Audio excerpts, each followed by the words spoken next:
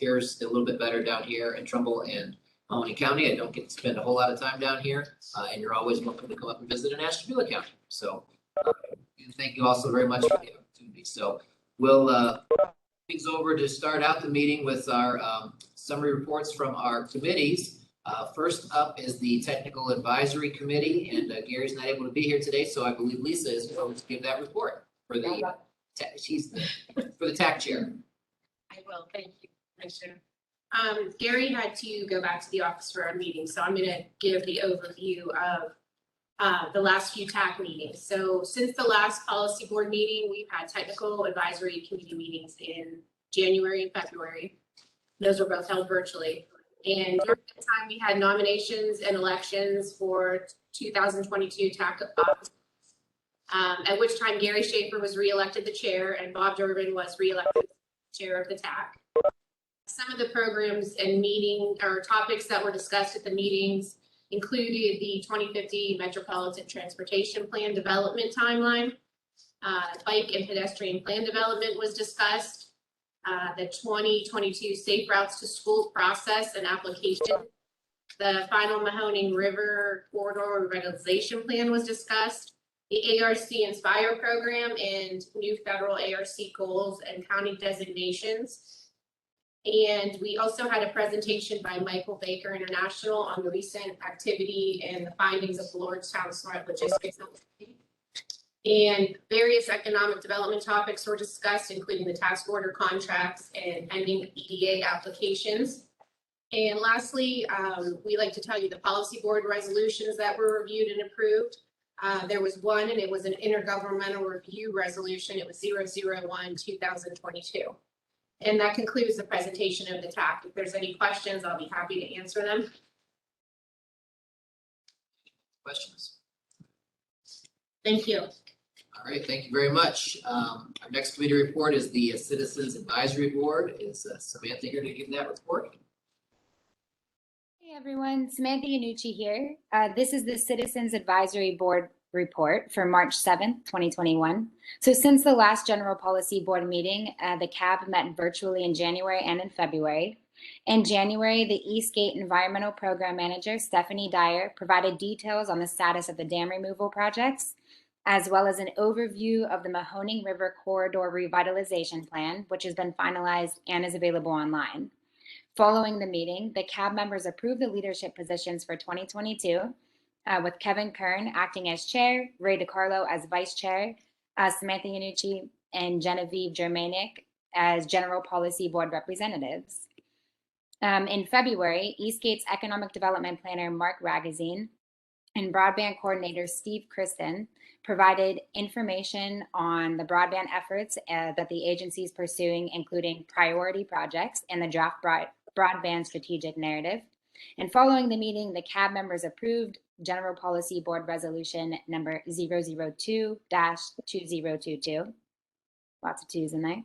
The CAB is scheduled to meet on April 7th. And this concludes the report of the Citizen Advisory Board. Hey, how are you? Thank you very much. It sounds like it's still fun back. Thank you very much, Samantha. Any questions for the Citizens Advisory Board? All right, Finance Executive Committee, Jim Kinnick. Thank you, JP.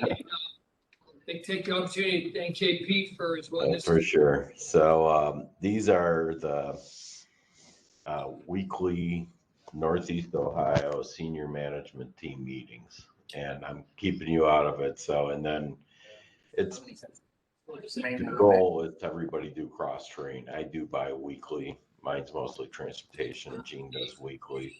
You know, it's cross sell so people know what people are doing. So she just wanted to have you give a brief update on the meeting with Zach and what happened. I know she was great.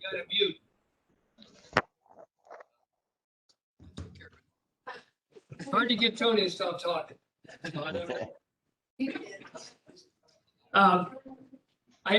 Again, I'll go back. I'm going to thank JP for his willingness to serve as the chair for the next 2 years for the Finance Policy Board. And Pat Chinetti, the vice chair, and then congratulate and appreciate the support from the other members of the Finance Executive Committee. Glad to get kind of back. We're kind of a virtual, but a little bit in person. Hopefully, we're going to continue the efforts to have these quarterly meetings, if we can, in person. We'll let the environment and the world as it is at that point dictate those circumstances. But welcome today, and appreciate people that are participating virtually too. As far as the Finance Executive Committee, we held our quarterly meeting today. As of the end of January, the current finance report was reviewed and approved by the committee. I can tell you we're in strong financial standing, and we continue to churn out our projects and our initiatives at a nice pace. And we're be able to sustain that because of the financial investments we receive from federal and state governments and our member communities. As of the end of January, our checking account was at $169,000. Our savings account, $462,000. We had over $6 million in project account in our project account for various projects that were holding through our communities. And again, we passed through some of those efforts. We were able to hold those for communities that can't, and then we reinvest those in the communities when the time is right. We review our finances to see where we stand as our checking account and our savings account evolve. But as we do look at it from January to January past years, continue to be in a strong place and we're right where we need to be. So we're excited about our initiatives. We're going to keep pushing forward. With that, that concludes the report from the Finance Committee. Chair. Okay, thank you, Jim. Any questions for the Finance Executive Committee? All right, we will move into our regular business meeting and again turn things over to our Executive Director. Thank you, JP. Appreciate that. Kind of want to just touch on a few initiatives. I do want to save the time because we're going to have a presentation talking about the Infrastructure Investment Jobs Act law and the additional funding opportunities that are going to become available to all our communities. First, I want to announce, and it's going to be part of our presentation, that Emil Lazansky is going to be part of the EASTGATE team as a contract employee. He'll be our IIJA coordinator. He'll work closely with our staff, made up of Ken and Steve and Grant, excuse me, to have an EASTGATE team when it comes to infrastructure investment and funds available. I had the opportunity to meet with the ODOT Director Marchbanks and FHWA Director Lori Leffler before the holiday back in December, and then again in February we met again. The message was clear from both ODOT and FHWA for MPOs and council of governments to gear up when it comes to grant writing and coordinating and just an awareness of the programs. Those are first come, first serve. I believe there's 71 opportunities for funding, roughly 40 opportunities or funds that are already established are going to get additional money, and then another rough number, 30 programs out there where we have communities that can ask for and submit for additional funding and to cover not just transportation, it's obvious, water, broadband, and transit, and various opportunities. It's important for us as an agency that works for the communities to be able to gear up and have that expertise here on staff and then work closely with our communities. When we see an opportunity or if the community sees the opportunity, we can assist with that process and be successful by being aggressive, putting into those additional funding. So looking forward to that presentation and hear more about it from that group, that team. I can tell you to build on that initiative. We're fortunate to be able to establish two grant writing opportunities for our communities. One's focused just on broadband. We're in the process of bringing Ice Miller on board. They were the authors of the broadband feasibility study through the 3 counties. They will be assisting communities for broadband grant writing. And MS Consultants will be on board for general grant writing services for anything else out there, be it focusing on infrastructure or any other grants that are out there. We did see that we recognize a lot of our communities don't have that capacity, so we want to provide that capacity here at Eastgate. So we would welcome the broadband, any type of broadband opportunities through Mark Ragazine, and then the general grant writing services will probably funnel through Joanne through our planning and development, and Ken will take the lead on any type of infrastructure and transportation grant opportunities. So we feel we're confident we position Eastgate and our community members to be in a good place as we move forward for this really, I want to say, tidal wave of funding opportunities out there. So more to come, and glad you're part of the presentation that we're going to put on here a little bit, being able to explain and give more of an overview. I did want to give an update. We talked about the Lake to River fiber backbone. Good news, we've had great talks and progress with ODOT and Broadband Ohio when it comes to becoming establishing that fiber that's going to run from Lake Erie to the Ohio River. Setting up, got the okay through a memorandum of understanding with the Department of Transportation to occupy that right-of-way State Route 11 limited access facility. Certainly runs north and south. This is a pretty straight line, great corridor for this fiber initiative. We're looking to work again with Broadband Ohio to post an RFP to do a preliminary engineering study here in the very near future. That would be really the foundation to establish and get that project under development. So that'll position us in a great spot with the additional broadband monies that are out. You also want to just recognize, and you're going to hear more to come, the RAISE grant opportunity, the RAISE grant submittal that we put in last year for the Sports House Smart Logistics Hub. We were unsuccessful the last 2 years for that one. It's sort of the same program that's programmed through USDOT for infrastructure improvements and really job creation and innovation. We're going to go at it again this year. We broadened our search this year. It doesn't focus as much on Lordstown. It's more of a regional initiative. It's called Live Zone. We're going to roll that out here in the next couple of weeks prior to us getting forward live, referencing logistics innovation and vehicle electrification. We have a consultant on board now really developing the strategy and helping us achieve the grant writing opportunities and aligning those strategies with what the grants look for through the NOFO. $25 million ask. Again, we'll roll that out here in the very near future, right prior to the submittal on April 14th. I think it's a great initiative. Really has meat to the bones. We talked about the strategy this time. And I think what we had in the past was to focus on one specific part of our region. This one really broadens up 15-mile radius and what the opportunities could be for us all. So more to come on that, but we're taking that on. I do also want to recognize during our Finance Committee meeting, we were able to celebrate an award that was received through our member communities, Asheville County through JP, Trumbull County with Jolie Green's help, and then Mahoney County through Anna DeSantis. We're part of a team that was part of the 3-county broadband feasibility study. Really, those entities led their counties with Eastgate to develop and get the funding in place to get that study underway. That study was completed in June, and we're working on the 12 initiatives that study identified. But Eastgate submitted that effort to Vibrant Deal, which is a 12-county initiative, talks about resilient communities and communities working together to sustain and to grow. That award was put in for regional collaboration. They were recognized in November and won the award, and they were able to pass out that award. Today we were in person with everybody. But I think it's just an opportunity to recognize the hard work and collaboration.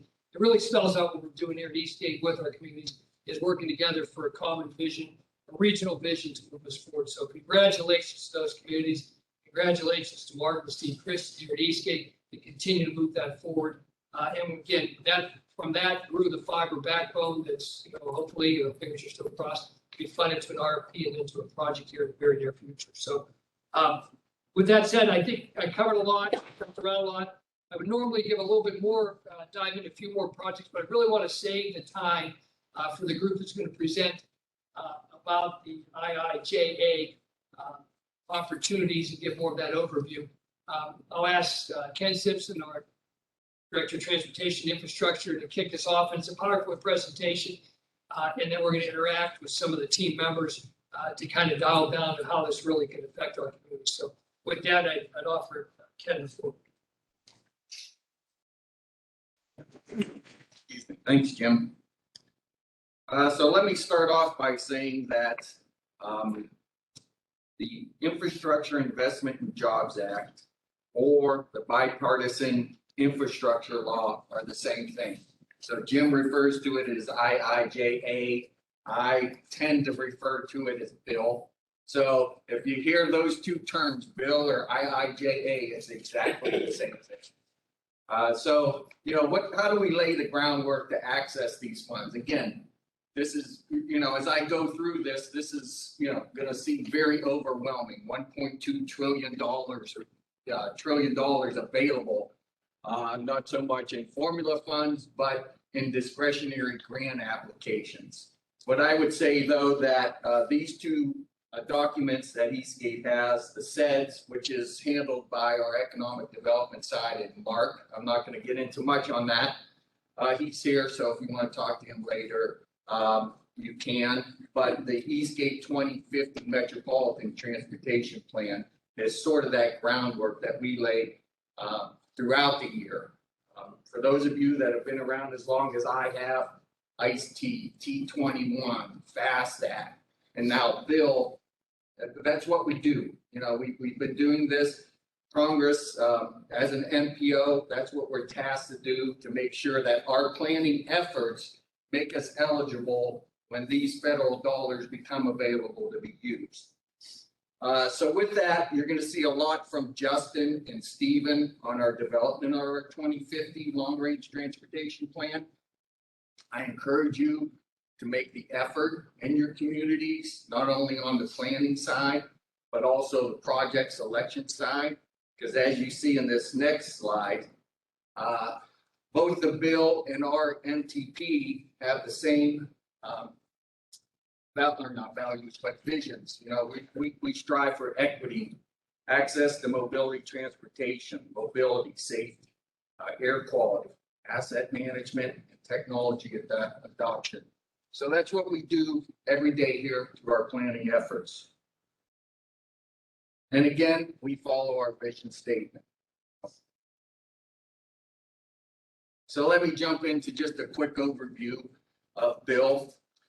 So it was approved by Congress and signed by President Biden on November 15th. Reauthorizes the FAST Act for 5 years. So now that we have a transportation bill, it's going to be good through 2026. 1.2 trillion over 10 years, with 567 billion going towards transportation. About half of that, 550 billion, and then there's new spending of 284 billion going directly towards surface transportation. Couple of disclaimers for you. You know, this is just really to be a high-level overview of IIJA or bill. You know, Eastgate, as stuff comes down from the federal highway or US DOT, we'll disseminate that, particularly through our technical advisory committee meetings. So I would think that, you know, once this really starts to ramp up, you know, you're going to see a lot of that information, us delivering that at those monthly meetings. So again, you may want to put that on the calendar, because typically the ones that are successful in applying and receiving funds are the ones that attend those meetings and know how and when. But we will definitely reach out to all of our communities as information becomes available. Again, there's still many unknowns, regulations, guidance, allocations, NOFOs are forthcoming. Notice the funding opportunities, that's what NOFO stands for. And then again, as always, our Eastgate board, this board here, General Policy Board, will continue to set policy and funding priorities for our region in the context of the new infrastructure law. Couple key points to Bill. Historic investment in nation's infrastructure. It's more than just transportation. You know, it includes drinking water, wastewater infrastructure act, Energy Infrastructure Act, and others. Streamlines the permitting and maintaining environmental standards. One that directly affects us, and Stephen will talk a little bit about it, is it increases our core transportation formula fund. So SDBG and our TAP and our CMAQ, you know, you're gonna see an increase. But it also has new formula programs, carbon reductions, resiliency, bridges, EV charging. Now, what that all means, again, this is high level. As they come, as Federal Highway rolls this out, we'll bring it to you and explain in more detail. A couple others there, bullet points as to what's in there. So everyone wants to talk about the funding, the money. That's all great, but in order to receive that, Eastgate as the MPO must cross the T's and dot the I's on our planning side. So these are kind of the new provisions that are behind the scene that we'll work on daily. We're required to have an equitable and proportional board representation. We're encouraged to coordinate our planning efforts with housing and economic development. There's a 2.5% set aside that we must look at complete street activities. So when we do these planning activities, whether it's our bike and pedestrian or all of that efforts, that falls in line with this mandate that we spend 2.5% of our planning budget. It's expanded our CMAQ eligibility. And again, as I mentioned, we're going to see an increase in our TAP and STBG allocations. So how's this going to be paid for? I think the key thing there is on top, there was no increase to the federal gas tax. They took 90 billion transferred from the Highway Trust Fund. And then you could see some other sources of funding that they used to pay for this $1.2 trillion infrastructure bill. So new spending, Jim mentioned that there's a number of existing projects and then there's a number of new spending projects. And here you can see this. This is in addition to what typically was received. Transportation 70, or safety 11 billion, airports 25 billion, broadband $65 billion available, roads and bridges $110 billion. This is kind of just a slide to kind of just show in a different way. This is again just the transportation directly only percentage wise, and you can see that a good portion of that is directly the roads and bridges with $110 billion becoming available soon. This is another breakdown just to show you that as we work through our fiscal years, this is how the allocation of money will be set aside. Just another resource to kind of look at over the next 5 years, totaling to $567 billion available. So what's the impact to Ohio? That's kind of the overall nationwide. So what can we expect here in Ohio? So Ohio is going to see a 30% increase in their federal aid highway formula funding, or if the breakdown would be roughly a $9.2 billion increase, 29% for safety, 61% for motor carrier safety formula grants. And the new one there on the bottom is the $140 million over the 5 years for EV charging network. I know we've worked with a lot of our local communities and even up in Ashtabula with the Ohio EPA DC fast charging grant that we just submitted. I believe Ashtabula and the city of Geneva, I think, submitted. And City of County. City, yep, I know Youngstown did. We had a number, so hopefully we'll keep our fingers crossed and we'll be successful in getting that. But again, here's another $140 million that, as these discretionary grants become available, will be an opportunity to apply for. And then on the others, that doesn't, it does affect us because we are all part of the Great Lakes, but $1 billion Great Lakes Restoration Initiative. Transit, it's going to focus on safety, modernization, climate, and equity. Again, you're going to see a substantial amount of money put in for transit. So we'll work again closely with our transit agency, WRTA, and look to access a lot of these available funding sources. So active transportation and increased focus. So again, this bill, again, increases the focus on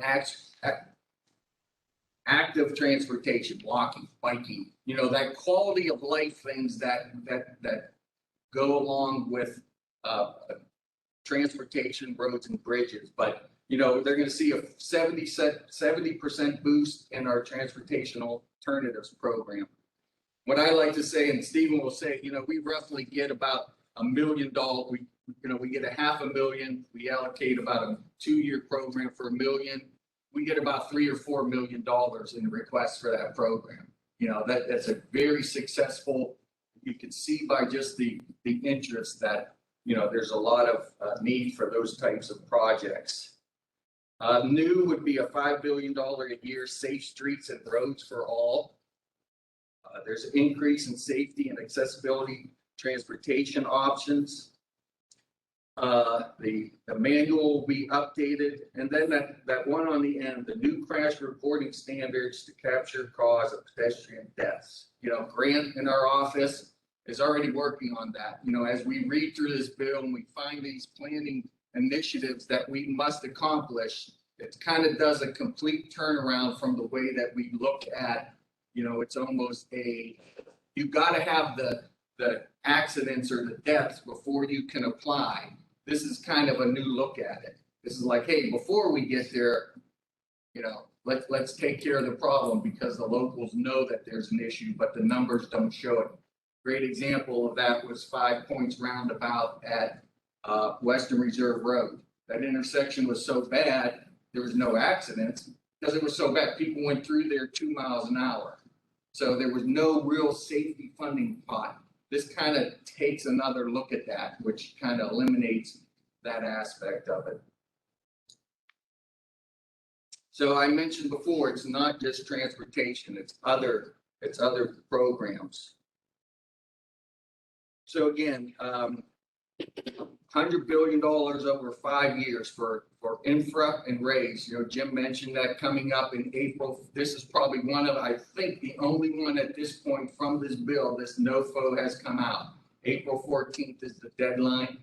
Jim had mentioned we'll be submitting something from the live zone to try and take advantage of that. But you see other programs in there, National Infrastructure Project Assistance, bridge investment grants, charging and fueling infrastructure, $2.5 billion. So those will all be opportunities that will be coming out.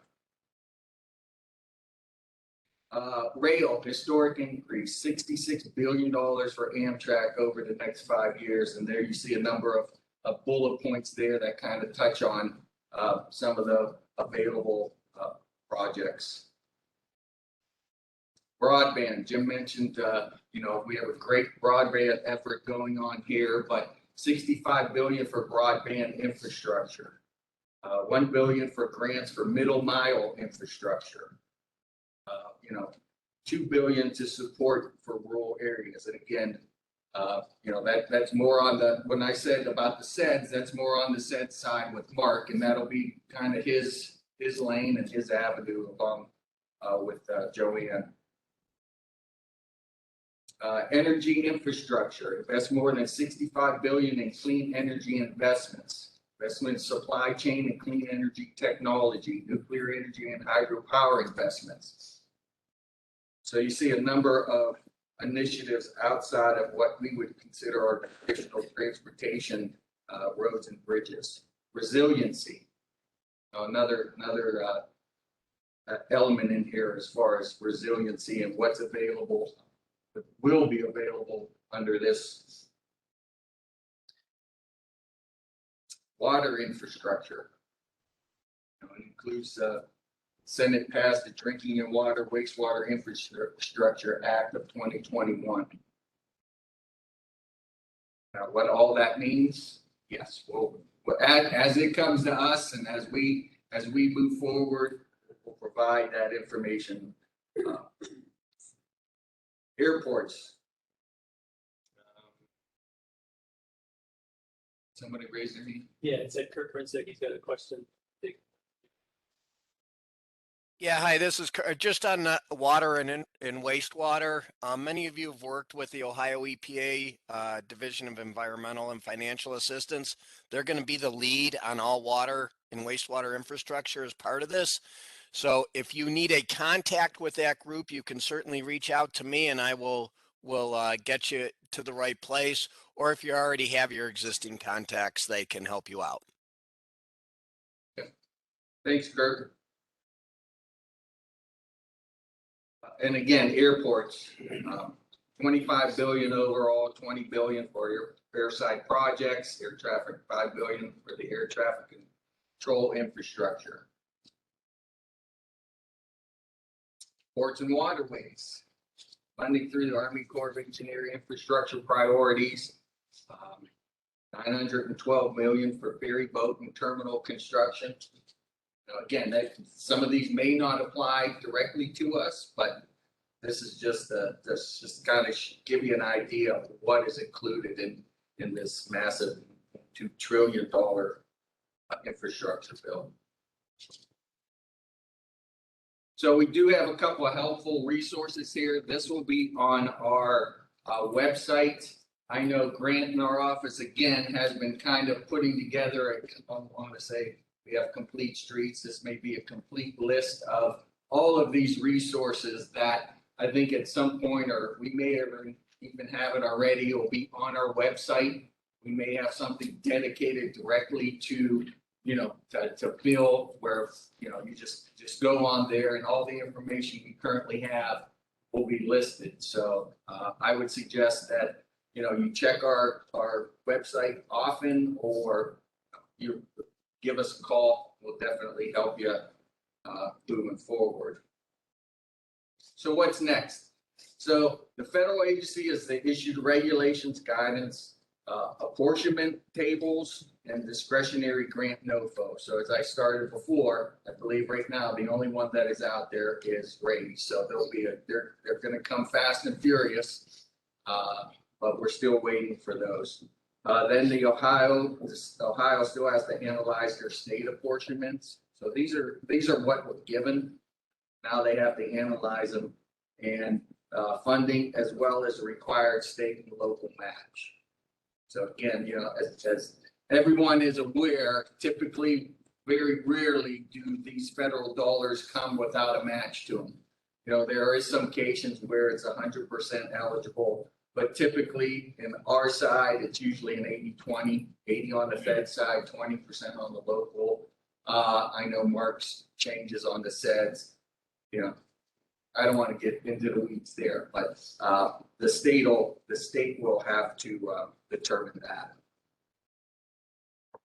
So with that, I'm going to bring up Stephen, and he's going to go into a little bit more into Eastgate's role.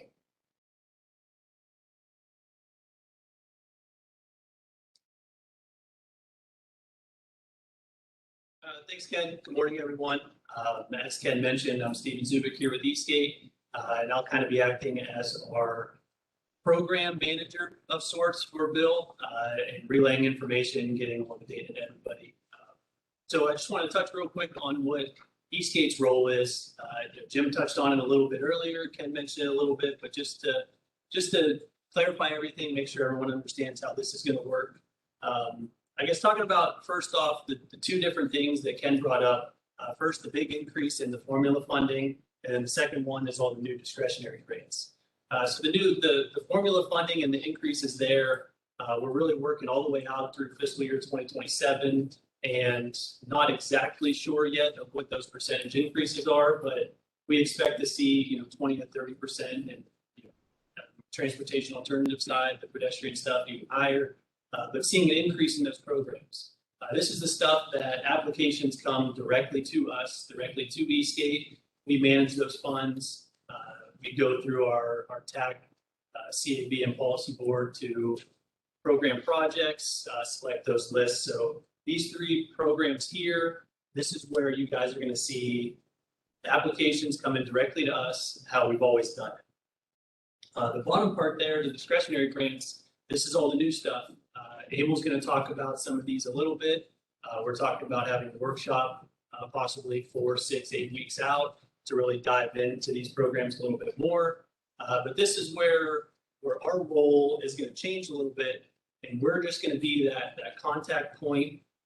That's specifically what I'm going to do. Ask that everybody reach out to me. My email's there. I'll have this information. I don't have it. Grant Taylor from our office is going to do a lot internally, collecting this data, collecting information. And then certainly Emil's our IIJA coordinator. He's going to be working with a lot of you guys, working on those grant applications. He knows it inside and out, reads it, I think, when he goes to sleep every night. So no one knows this better than he does. So that's really what our role is going to be. It's going to be disseminating that information to everybody, providing deadlines when those NOFOs come out. Eric from our office sends out our newsletter every month. Expect to see a section in the newsletter for some time that's showing information for new upcoming programs, new upcoming grant opportunities. So we're going to be your shoulder to kind of lean on, help get all your information together, get everything squared away, get your applications in. So if anybody has any questions on what Eastgate's role is,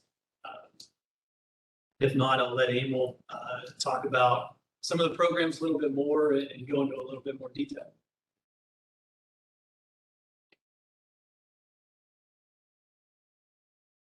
Thanks, Stephen. Good morning, everyone. I am Emil Wisniewski. I am going to be the contract employee for the IIJA coordinator role. As Ken pointed out earlier, IIJA, bill, same thing. So sometimes you hear those terms used differently, but they're interchangeable. I just want to step back for a moment and give a little bit of a timeline on where we've been, where we're at, and what's coming forward. So what happened last November was Congress obviously passed the IIJA or bill, and it went into law. So that was statutory, it's legislative, it set certain parameters for programs. And in some areas, it was very detailed. So you had maybe 10 pages of text about a certain program. Others, it might have been a paragraph and 3 bullets. So what's happening right now is what's called agency rulemaking. So this is your Department of Transportation, your NTIA, other entities, FTA, going through and setting forward detailed program requirements, how they're going to score applications, when they're going to come out, some of the more nuanced details about what's eligible, what's not eligible, matching requirements, those type of things. The bill set forward most of these programs to have a 90-day to 180 days, so 3 to 6 month timeline to set these rules in place and start releasing what Ken referred to as NOFOs, Notice of Funding Opportunities. So we really expect to see the NOFOs start rolling out next quarter and in the 3rd quarter. Obviously, those are anticipated dates and things could change, but we're trying to get ahead of this a little bit. So over the next few weeks, as you hear more and more about this, as we share information, please contact Stephen, other contacts in Eastgate to see if your program needs, project needs might match up with something in this so we can help you out. Just a few disclaimers.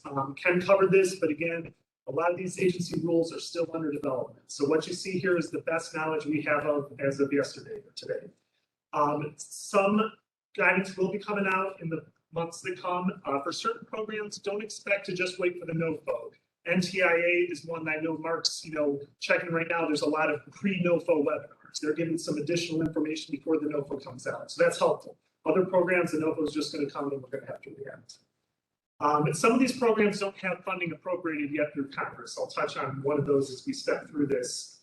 And please don't confuse what I'm about to share in the next few slides as an exhaustive list of funding. I'm trying to cover a few areas that I think speak to a lot of member communities in the region. So real briefly, just to cover what Stephen said, we have formula funding that's going to a state or to an MPO, and that's set by an equation based on population, need, geographic area, all sorts of different factors. Sub-allocations from there can trickle down to different communities. So that's, again, where you contact Eastgate to see how you can access that increase in funds. Discretionary grants are kind of like your RAISE grant or past rounds with Bill and Tiger, where you can go out there as a community, raise your hand and say, I'd like to access this money directly from the feds. Now that varies on different programs. Local governments, for instance, are not eligible for all programs. Some are only eligible for states. Some are states and MPOs. So you just have to look program by program for those details. A few new areas with funding programs. Ken touched on this, but I'm going to be going into a little more detail on the specific programs for highway, bridge, freight, active transportation, your bike ped, resiliency and climate, smart mobility and electrification, and broadband. As I think there's a lot of momentum in each of those areas based on regional initiatives. So highway, bridge, and freight, there is a new program called the National Infrastructure Project Assistance Program, and they're referring to this as mega projects. Think of the Brent Spence Bridge down in Cincinnati being probably priority #1 for the state. But looking for our region, maybe a major highway widening. We're looking at adding a lane on I-80 for the trucks. That type of level of improvement. There's something called the Local and Regional Project Assistance Program. This was just a fancy name for codifying the RAISE program. So if you hear that local regional assistance program, how do I tap into that? Follow the RAISE page, that's what we're talking about. As Jim and Ken mentioned, the live zone and the new brand there for logistics enhancements in the region is what we are pursuing for that April 14th deadline. Rural surface transportation grants, another one. This one is anything outside of an urbanized area, and it can be a program of projects. So if you wanted to group several bridge, culvert, roadway projects together to make a bigger project, that's an avenue. And bridge investment program, various bridge and culvert rehabilitations or replacements. That's pretty broad. Active transportation. So as Ken touched on, a lot of emphasis on safety across all modes of transport, particularly including bike and pedestrian. So if you've heard the term Vision Zero plans, this is the place where you're going to see that in as far as the safe streets and roads for all program. 40% of that funding is going to be dedicated to planning, and then the remaining 60% would be for implementation and construction of those projects. Another one that has not been appropriated yet is called the Active Transportation Infrastructure Investment Program. There's 2 pots within this. There will be one for your kind of intra-community bike lanes, local trails, and then another one for what they're calling spine trails. So kind of your regional rail trails, things that might tie into the Industrial Heartland Coalition Trails Corridor, like the Ashtabula to Pittsburgh Trail. And there's an interesting program in here called Reconnecting Communities Pilot Program. You might have heard about this in some of the big cities. This is taking a freeway that's underutilized and retrofitting it or removing it to make it a more better connected community asset. So think of outside the region, but in Akron, State Route 59, the inner belt in downtown, they did something similar to make that more of an economic development project. Resiliency and climate. The PROTECT program, I won't even go over what that acronym is. This one is for resilience to natural disasters and emergency response. When you think about that, you think most of the money might flow to the coast, but there are set-asides for other states. And when we talk about natural disasters in Ohio, we're basically talking about flooding. So this might be an application for some of the Mahoning River corridor projects that could tie into something like flood mitigation or slope stabilization creatively in the context of the transportation project. Carbon reduction program, this is formula funding to states. Then they have to sub-allocate to areas based on population. There's not details yet on exactly how they have to do that, whether it's MPOs to counties or whether they can broadly meet those requirements. This looks a lot like CMAQ, which still continues here and is funded at a higher level, but there's some subtle differences. So just another opportunity for things that are transitioning to more efficient modes of transport as far as electrification, bicycle pedestrian, and smart traffic signals, interconnects, those type of things. And another one similar, but a little different, Healthy Streets program. This one really covers kind of all your green infrastructure areas, reducing the effects of the urban heat island, so tree planting, anything that's greening your transportation facilities. Smart mobility and electrification, there is a SMART program. This is definitely one that we're looking at in the context of the study underway for the live zone, as far as some of the demonstration projects, some of the technology that might not be as advanced and proven. So this is a place to get maybe a little more aggressive as far as our ask, as far as innovation. Charging and fueling infrastructure grant. This covers electric charging stations as well as some of your alternative fuels, things like hydrogen fuel cells, natural gas fueling, I should point out that there's a set aside for alternative energy corridors, and I-80 is designated as an alternative energy corridor. There's also a national electrical vehicle program that would cover EV charging stations and some of the interconnections between them, the technology to monitor them and supporting infrastructure. Broadband, again, this is an area to talk to Mark because he's all over this stuff. There's a program here called the BEAD program, Broadband Equity Access and Deployment.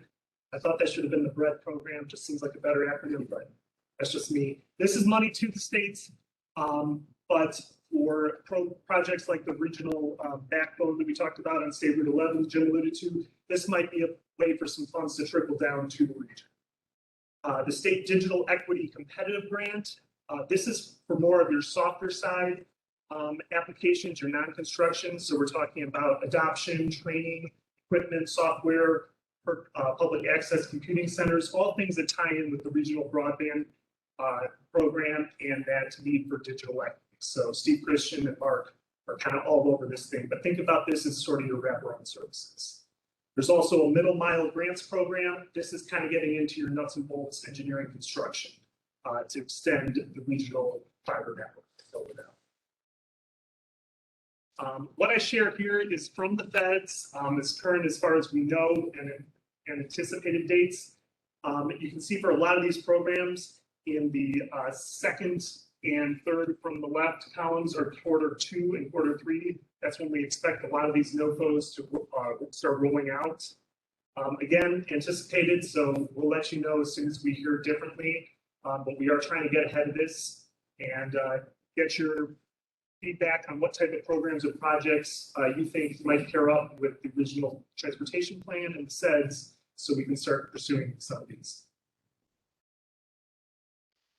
Questions from the group? I'll take them from Ken and Stephen as well here. Thank you. I appreciate your time.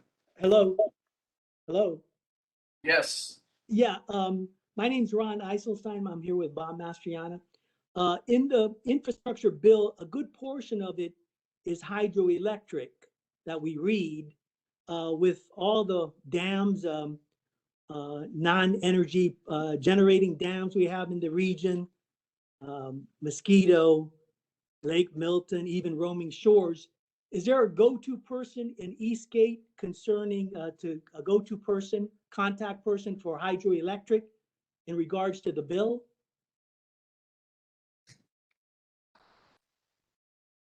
I would say not at this point, but it's probably another thing we got to put on our list as far as, I would say that I would suggest you just email us that through our website, or if you have a direct contact to myself, and we'll dig into it as much as we can. But right now, we don't have anyone that's kind of directed towards that. Well, Don Baker from Congressman Johnson's office was setting up a meeting with you people and asked to meet hopefully this week to discuss funding opportunities for hydroelectric For the region. For the region. Is that possible? Joanne? Bill Johnson's office, I think, is trying to set up a meeting to discuss that. I saw something on it, but I don't remember any meeting invites yet. Steve, is there Steve? They were. I would suggest either give us a call or shoot us an email. We'll gladly set something up to talk to you and move forward. Okay, well, thank you. Yep. Anything else? All right, thank you. I'm just going to wrap up that overview. Take the time to thank Ken, Stephen, Emil, Grant, all the team that's building out the overview, and then going to dive in deeper with us. As you see, a lot of information. We're fortunate to have a good group here that's diving in for our communities. It's back and forth here. If you see something, you have questions, reach out. We'll try to make the information more available. We're looking to have a workshop here in the near future when we get the additional information and opportunities to help.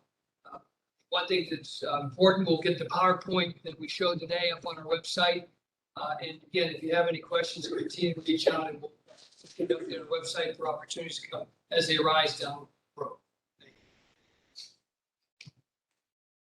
Right, great. Thank you very much, Jim, and thank you, gentlemen, for the presentation. Lots of information and hopefully lots of resources that will help improve our area. So, next item on our agenda today is resolutions for passage. We do have a couple of resolutions. We have sort of changed the format, if you haven't been joining us here for a while, that we're not voting on these here at our meeting. We're actually going to be sending them out electronically. But I do want to just read the descriptions of them to make sure nobody has any questions, or if they want to have any discussion while everybody is here and able to weigh in if there is questions or anything. So resolution 002-2022 is a resolution amending the fiscal year 2021 through 2024 Transportation Improvement Program of the Eastgate Regional Council of Governments to identify transportation alternatives program and congestion mitigation and air quality program projects. Then the second item is resolution 03-2022, amending the fiscal year 2021 through 2024 Transportation Improvement Program of the Eastgate Regional Council of Governments to add the Western Reserve Transit Authority, Federal Transit Administration, Section 5310 grant awards, and modify capital projects. Those resolutions are attached in your packet if you want to read through there and see if there's any particular questions that you have. And those will be going out, Lisa, within a week. Yes, right. After the meeting, they'll go out for a vote of the board. So, any questions, comments? All right, open discussion. Any thoughts, questions, feedback, comments? Wow, easy group today. I signed up for this earlier if I knew it was going to be something. It's all in the prep. Yeah. Okay, anything else? Then I'll entertain a motion to adjourn. So moved. Motion and a second. To near, any discussion? Those in favor say aye. Those opposed? Motion carried. Thank you very much for joining us today, everyone.